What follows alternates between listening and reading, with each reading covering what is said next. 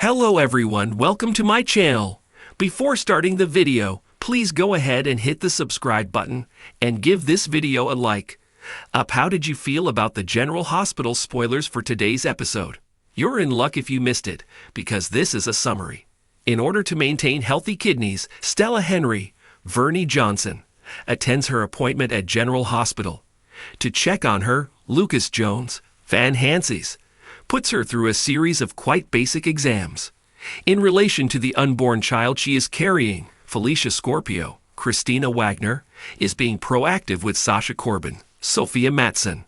In order to obtain the father's medical information for her child, she had previously attempted to persuade Sasha to do so. Felicia now advises Sasha to get everything in writing and to avoid any ambiguities with the father. Be sure to go here to view our weekly GH spoilers. What if he decides to change his mind once the kid is born? He has agreed to let Sasha raise the child alone for the time being. Felicia firmly suggested that Sasha make all the arrangements now to avoid any shocks later. Sasha phones Jason Morgan, Steve Burton, after they split ways and leaves a voicemail stating that they should speak. After a 5-mile run, Isaiah Gannon, Sawandi Wilson, and Jordan Ashford, Tanisha Harper, arrive at her house, and she informs him about her conversation with Ezra Boyle, Daniel Cosgrove, the previous day. Jordan informs Isaiah that he advised her to break ties with the mayor and her partnership with Sonny Corinthos, Maurice Bernard. Ezra recommended that she take a tougher stand against organized crime and position herself for a mayoral candidacy of her own, rather than supporting Laura Collins, Jeannie Francis. Jordan acknowledges that she believes Laura has a blind spot with Sonny, and that the greatest position would have been if they had simply taken over his pier for the Esplanade. She thinks that things would have turned out very differently if Sonny and Laura hadn't been pals. Jordan claims that Sonny won't be able to live in Port Charles if she ever becomes mayor. A knock on the door interrupts them, and it's Brick, Stephen A. Smith. Jordan might want to join him for dinner now that he's back in town. Brick warns her about his family before departing after she informs him she is seeing Isaiah. When Josh Swickard's character Harrison Chase gets home, he finds Amanda Setton's character Brooke Lynn Quartermain completing some work. She informs him that Lulu Spencer, Alexa Havens, resigned earlier today, citing his threats as the reason. Chase says he is sick of her running her big mouth and isn't sorry for threatening her. Chase has no issue with his using his badge to threaten individuals, even though BLQ doesn't want him to do so in order to keep her safe. They continue to be together in their efforts to resolve this challenging circumstance. Lucky Spencer, Jonathan Jackson, is waiting for Elizabeth Baldwin, Rebecca Herbst, at Charlie's with a special dinner, chicken parm, fresh from New York City.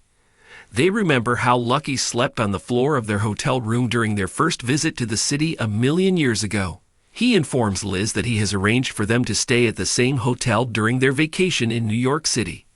There won't be any people sleeping on the floor this time, she assures him.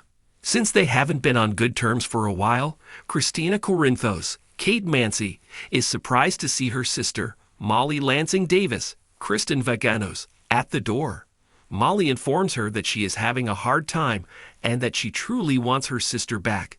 Even though the two are unsure if they can ever get along again, they decide to give it a shot, starting with movies and takeout.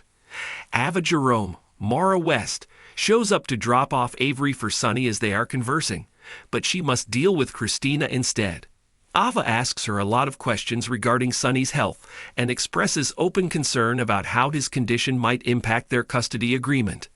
The fact that Rick Lansing, Rick Hurst, and Alexis Davis, Nancy Lee Grahn, are truly in agreement for the first time, if at all, means that hell has officially frozen over in Port Charles. Alexis was on the floor attempting to meditate when Diane Miller, Carolyn Hennessy, arrived at the office. She adds that she wants to negotiate a ceasefire for the sake of their daughter and has asked Rick over. Soon after, when Rick shows in, he quickly apologizes for constantly making fun of Alexis. For Molly's sake, he wants to declare a truce and start acting civilly. Stunned, Alexis gladly concurs. When Molly gets there, they are both oddly composed, and Alexis informs her that they have made the decision to be polite going forward. Molly is pleased and shares her encounter with Christina and goes directly to Ava's. Christina begins beating on the door and yelling at Ava that it's time to wrap things up as he is delivering her the good news about the truce. Ric arrives on the door as Sonny is about to tell Jason about his encounter with Ava and how she was prepared to see him die.